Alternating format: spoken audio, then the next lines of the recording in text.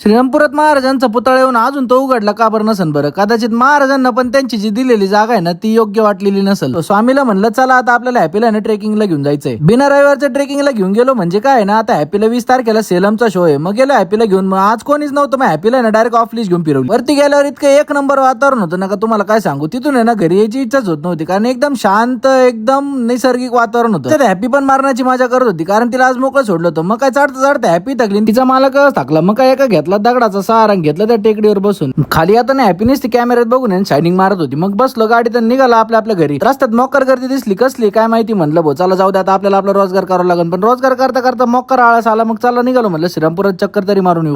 चक्कर मारता मारता श्रीरामपूर आज एकदम रिकामं दिसत होतं. मग इतकं भारी वाटत होतं, कारण बिना ट्रॅफिकचं शहरात फिरायला मजाच काही वेगळी, कारण प्रदूषण पण कमी राहतं. तेवढ्यात पाहत होतं काय स्वामी शेठ पण त्यांच्या मित्रावर गाडीवर बॉम्बट्या मारत होतं. मग आता एवढं भलं मोठं शेठ दिसलं, म्हणलं कसले काय माहिती भाऊ. त्यानंतर पुढे जाऊन पाहत होतं. पण काही म्हणा, महाराजांचं पुतळा या ठिकाणी बसल्याला पाहून मनाला एकदम दुःख होतं, कारण हा पुतळा चौकातच पाहिजे होता खरं तर. मग राम मंदिराचं दर्शन घेऊन आता मंडळी भेटत उद्या.